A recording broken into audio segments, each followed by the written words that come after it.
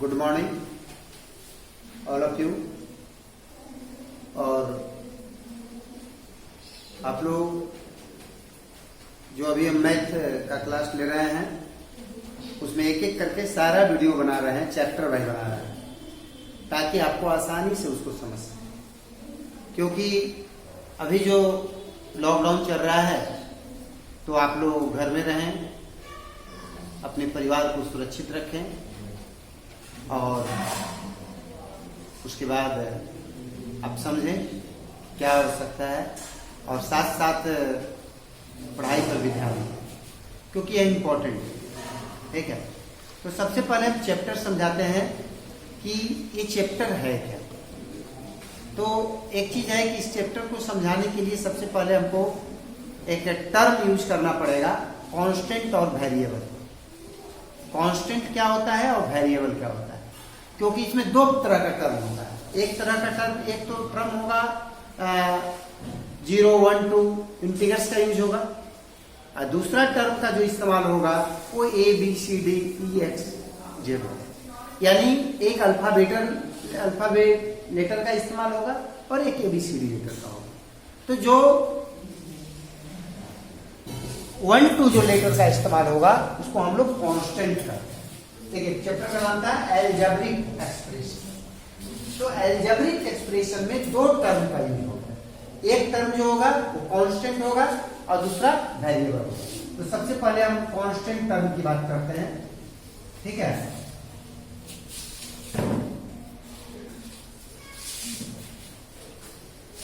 तो अलजेब्रिक जो अलजेब्रा की पढ़ाई सबसे पहले जान लीजिए कि क्लास 6 से शुरू होता है और ये वीडियो बन रहा है 6 और 7 के लिए, यानी 6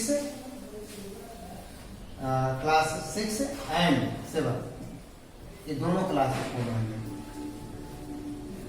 यूज कर सकते। तो ये स्टैटिक वीडियो है, फर्स्ट वीडियो है, इसको ध्यान से समझना है। कांस्टेंट यानी 1, 2, 3, 4 डॉट डॉट डॉट, ये जो टर्म हुआ वो कांस्टेंट टर्म हुआ। ये फिक्स होता है, इसका मान वैरी नहीं करता, बदलता नहीं। और variable A dot dot dot A B C D dot dot dot Z, इसका मान वैरी करता है। कोई क्वेश्चन में A का मान 4 रहेगा तो कोई क्वेश्चन में A का मान 5 रहेगा, कहीं A स्क्वायर होगा तो कहीं A क्यूब होगा, मतलब इसका मान वैरी करता है, इसलिए वेरिएबल करता है। ये कांस्टेंट है, कहीं कहीं लिख देता है कॉपी। तो ये पहचानने के लिए पहला टाइप ऑफ क्वेश्चन जो आपको देगा वो पहचानने के लिए देगा, लिखेगा 7x²। तो एक कांस्टेंट एक वेरिएबल, दोनों टर्म अलग अलग है। तो पहला क्वेश्चन यही रहता है अलजेब्रिक एक्सप्रेशन में, इसको पहचानिए क्या इसकी पहचान है। तो किसको कांस्टेंट हो गया, कौन वेरिएबल। ठीक है, ये स्टार्टिंग में हम लोग चैप्टर की बात करते हैं। अब आगे बढ़ते हैं। अब हम अलजेब्रा को दो भाग में, कांस्टेंट और वेरिएबल। अलजेब्रा जो हुआ उसमें दो प्रकार का वर्ड डिजिट का इस्तेमाल होता है, एक कांस्टेंट का और एक वेरिएबल। अब आगे जो ये जो लिखा हुआ है एक्सप्रेशन, अब इसके बारे में बताएंगे ये क्या है।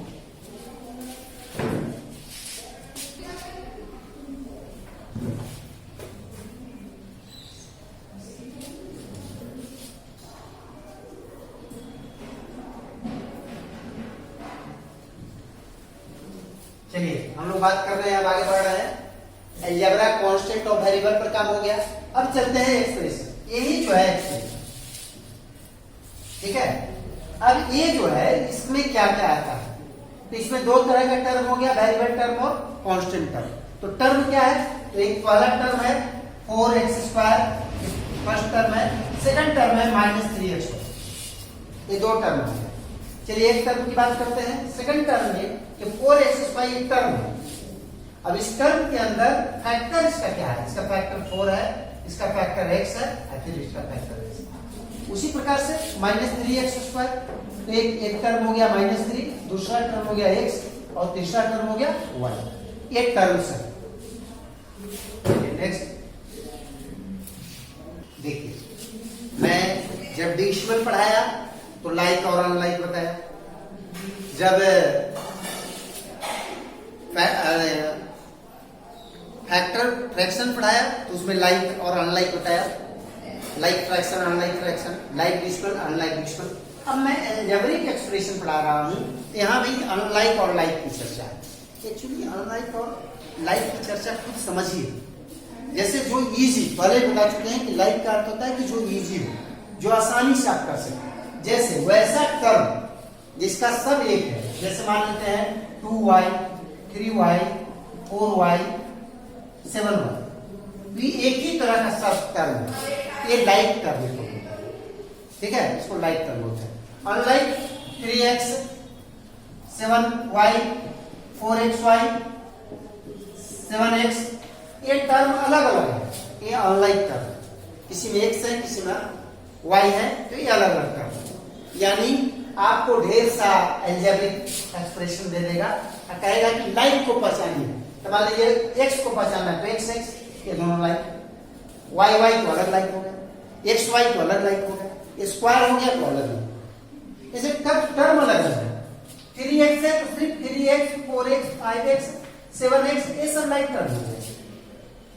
अगर रहेगा 4x स्क्वायर, x स्क्वायर में सिर्फ x स्क्वायर रहेगा, x स्क्वायर माने ये है कांस्टेंट टर्म चेंज हो सकता है, लेकिन वेरिएबल में x स्क्वायर सब में रहेगा। xy रहेगा तो सारा xy टर्म, सारा 2, 1, 3 सब xy है तो xyz माने एक ही तरह का। x है तो x का अलग ग्रुप हो गया, x स्क्वायर का अलग ग्रुप हो गया, और इसमें सिस्टम है, इसमें जहां ऐड करने की बात होगी तो x के साथ ऐड होगा, y के साथ ऐड होगा। जैसे मान लीजिए कि हम किसी बच्चे को 2 आम और 1 अमरूद दिए, 2 आम दिए और 1 अमरूद दिए। बाद में दूसरे टीचर आए और उसको दिए 2 अमरूद और 1 अमरूद। तो कोई पूछेगा कि कितना हो गया, तो टोटल ऐड नहीं कर सकते हैं, आपको बताना पड़ेगा कि मैंगो कितना है, गुआवा, यानी आम की संख्या अलग है और अमरूद की संख्या अलग है। ये दोनों टर्म्स अलग अलग इसको बताना पड़ेगा। वही है ये अलजेब्रिक एक्सप्रेशन है। x कितना है, y कितना है, ये नहीं कि x y को एक साथ जोड़ देंगे, ऐसा नहीं हो सकता है। 3x 7y ये कभी नहीं आपस में जुड़ सकता। ये जब भी जुटेगा y के साथ जुटेगा, ये जब भी जुटेगा x के साथ जुटेगा। एक लाइक और अनलाइक टर्म है। अब आगे बढ़ते नेक्स्ट। चलिए अभी जो बात कर रहे हैं हम, अभी जो बात कर रहे हैं कि अलजेब्रिक एक्सप्रेशन को उसके टर्म के आधार पर, ठीक है, बांटा गया है। जैसे जिसमें एक टर्म होते हैं उनको मोनोमियल कहा गया है, मोनो, ठीक है। जिसमें 2 टर्म होते हैं, 2 टर्म्स होते हैं, ठीक है, और कुछ में 3 टर्म होते हैं और कुछ में 3 से अधिक टर्म होते हैं। ये आपको बताया जा रहा है कि कैसे कैसे सिस्टम है, इसको कैसे हम लोग पहचानते हैं। जैसे हम लोग आगे बढ़ते हैं हम लोग, जैसे 7x 4y सिर्फ एक टर्म है, सिर्फ इसमें एक टर्म है, 2 टर्म नहीं है। चलिए 2x plus 3y, 3x minus 6y, ये 2 टर्म्स हो गया, 1 term 2 term 1 term 2 term. x square plus xy plus 4, 1 term 2 term 3 term. z square plus 3x minus 2, 1 term 2 term 3 term.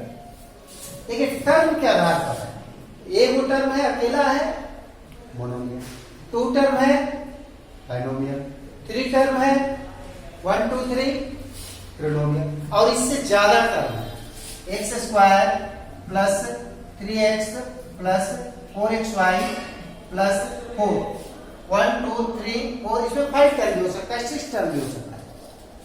x to the power 4 plus x square plus x3 plus xy plus 4,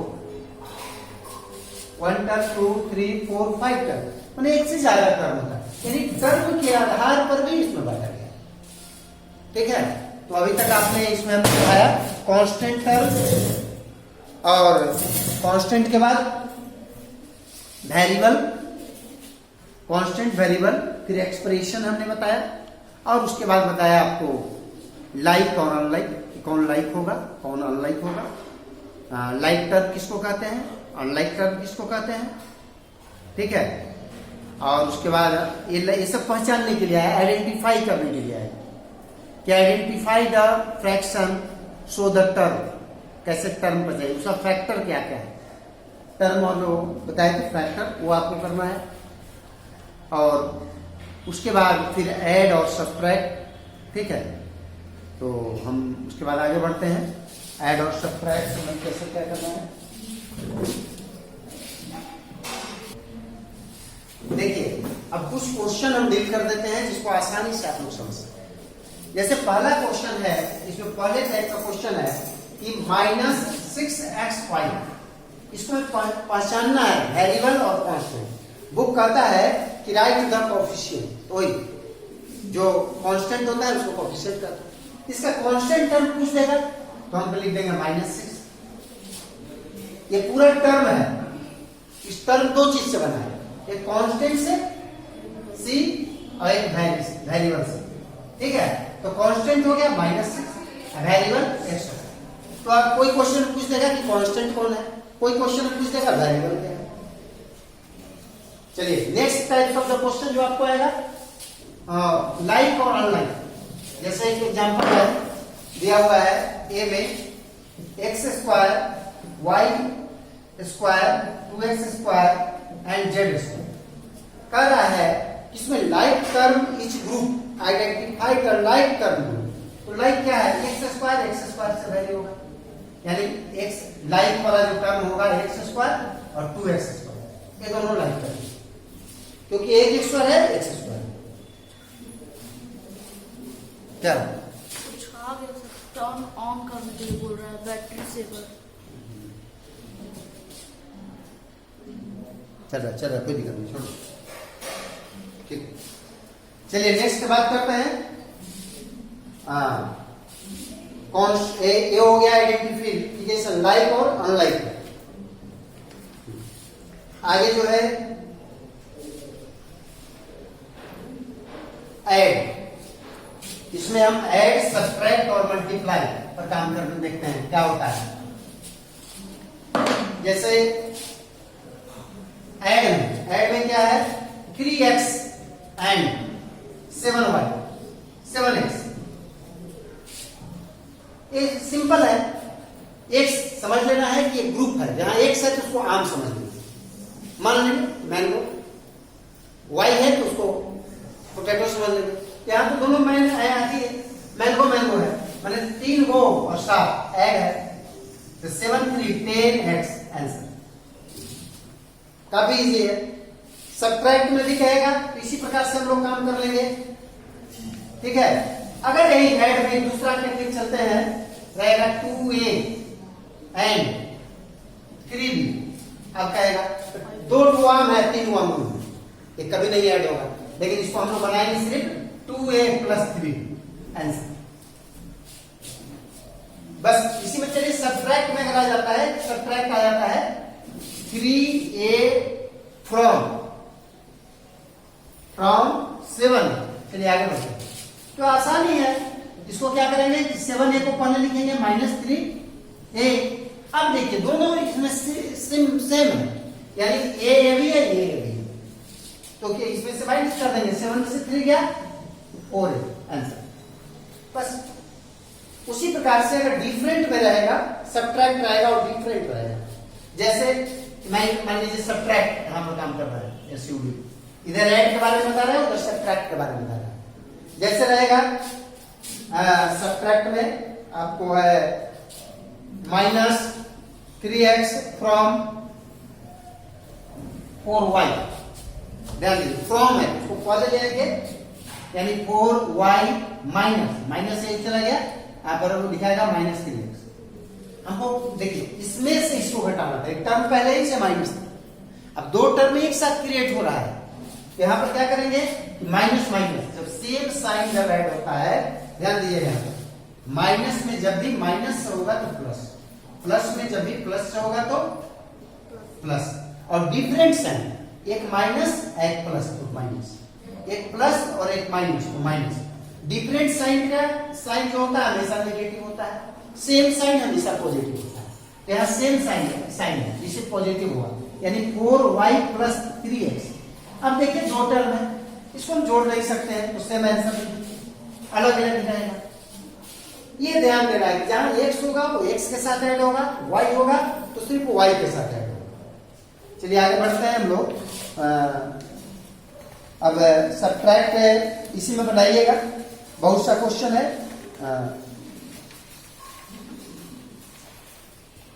और एक है value put up करना।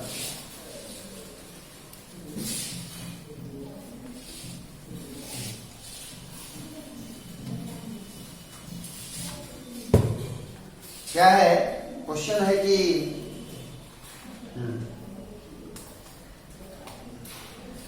ए square plus 2a plus 1 a equal to 4 है, find the value, इसका मान निकालना। बहुत आसानी है कि हम a के जगह पर 4 लिखा हुआ है तो 4 लिख देंगे, उसका स्क्वायर कर देंगे, प्लस 2 इंटू 4 प्लस 1, क्या होगा 4 पर 16 प्लस 8 प्लस 1, यानी क्या होगा 16 प्लस 8 1 9, तीनों को जोड़ देंगे, जोड़ करके जो आएगा आंसर। हाँ, और एक वैल्यू हो गया। फिर हम लोग आगे बढ़ते हैं।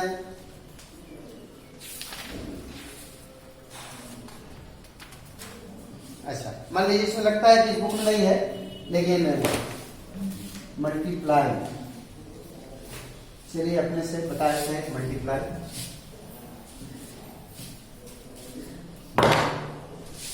Three x square plus 2x में गुना करना है 2y में 3x से गुना करना है। चलिए मल्टीप्लाई, देखिए कैसे होगा। ये 3 3 जा 9, 3 3 जा 9, x 2 है, 1 है तो x क्यूब प्लस इसमें इससे 3 2 जा 6 और x पे दोनों अलग अलग है, गुना अलग अलग है। आइए ठीक है। अगर वो इसमें क्वेश्चन में समस्या आएगा, ठीक है, तो हम देखेंगे। एक मिनट,